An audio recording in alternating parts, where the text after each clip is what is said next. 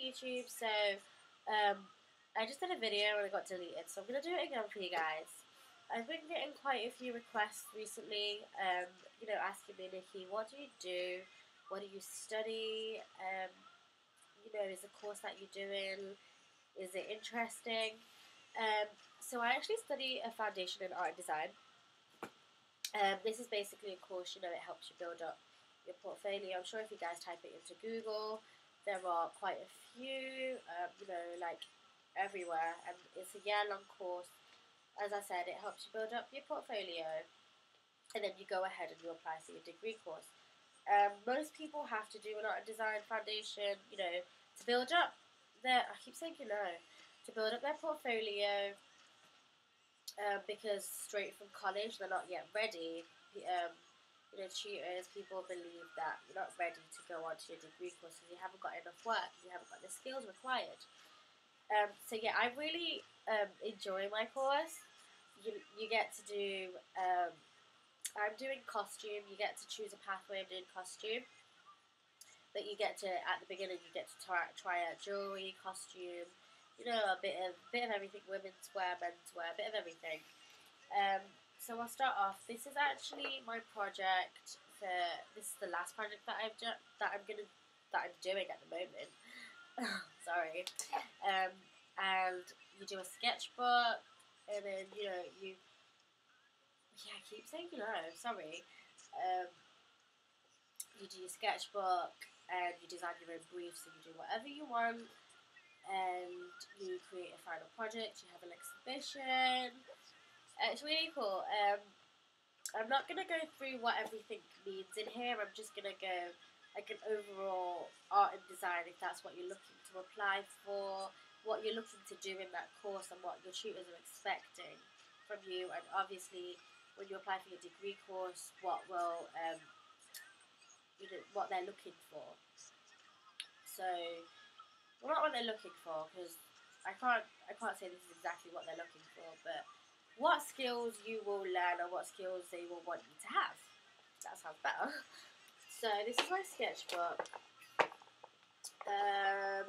So I've chosen to do mine on demonic possession because I've always been interested in exorcism and the films that you watch, and I just wanted to do a bit more research, even though it's scary.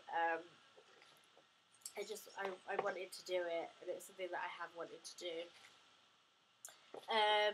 So I've started asking. I've always put my little photograph. I'd put like my ID, like my number and stuff, just in case. Well, not my number, but where I am and stuff, just in case I lose it on the tube. So this is the drawing of Christ on the cross, and it's a drawing from an actual photograph that I found off Google. Pencils that I've used are 2B up to 7B. For those who are worried when they're doing an art and design course and they're like, oh, I can't draw, they teach you. You do a lot of life drawing, and they teach you, and they also expect you to do a lot of practice at home in your own time. They expect you to have a passion for drawing, because if you can't draw, you don't get in. If you can't draw at all, you can't get into many courses, because drawing is a vital ingredient. Drawing, as well as you should be able to paint. Nothing like you should be able to draw and paint like, how can I put it, so realistic that it's amazing. You should just be able to make it look good. Nothing where you can't tell what it looks like. And you learn that over the year. So yeah, this is my sketchbook. The lighting's a bit bright, sorry guys. It's like washing my pages out. I like to work with a lot of texture. They expect you to, they don't expect you to know how to use a sewing machine, and you will get taught that as well, but they like it if you use different types of media. So if you use paints, if you use the sewing machine, if you use do hand stitching, watercolour, pencil, inks, left-handed drawing, a lot of that. So I like to experiment a lot. I have this thing for making books. Like, I love creating books. Like, these are just case studies within a book. That's free machining. And just something really cute. Painting. So I also paint. I like to paint a lot. I just got my friend to post for me, and I painted him. I think 4 hours of painting. But I feel like painting. I can't paint. Like, it's really difficult for me. I'm so used to drawing. I love to draw, and it's where my comfort. It's what I'm comfortable in. But my tutors have said start painting because you can't just draw in pencil. Colour is something that I've started to touch upon because I do find it difficult.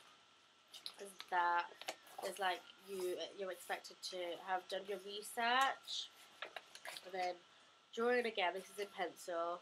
I love to draw old men or old women, old men especially. I think it's the wrinkles and the shading. Because shading is very important. And then drawing again, and you used to put your ask to go and do your own research, and some other drawing there. And yeah, I cut up my book, so I just kind of, I don't use full pages. You don't always have to. You can use half pages if you want. And I made these samples out of latex. They also want you to record how you made it. So that's just recording. You can write if you want. Like, you can write whatever you want in your book. It's your book. I always put, you can't see them, but I always put like post-it notes, like my to-do list, because they like to see that you're ongoing and you do manage your time well. And I always put my post-it notes, because I always write my to-do list on post-it notes and stick them in, just so I know what I'm doing and what my next few pages should be. So that, I don't know if you can tell, right? A lot of people can't tell what this is. It's actually an eye, a wrinkly eye. Can you tell? That's free machining. I've got some references from films, The Melting Man, and samples as well. They want you to do a lot of sample work, just because the more you make your samples, the more of an idea you have as to what you want to create for your final piece. So that's the Hunterian. So museums, you have to do a lot of museum work, gallery work, the VLA, the Last Tuesday Society, kind of stuff. And then when you start developing your ideas, I've got like photographs from museums, I've got some of my classmates, and then I build my classmates up into here, try and make them look like a picture. It's like there's that one, you can see it. And I've got an actual classmate in my class who, obviously, who, says she experienced seeing an exorcism, and that's also first-hand research, so that really helped me out. Drawing, little boy, and sample work. Also painting. Like I said, I don't really like to paint that much. I've got a lot of drawing, but I started painting. This is really difficult, actually. It's actually a jacket. I don't know whether you can tell. It's like half a jacket. This is the colour. Painting, and then sample work, and you've got to record your event. That's how you did it. And then drawing, old men again. Obviously, all of this somehow relates to my actual project. And then I bought chickens because I want to concentrate on faces, so I bought chickens and dissected their heads. For those that are squeamish, turn away right now. And the goat's head, and did the same. And yeah, that's about it.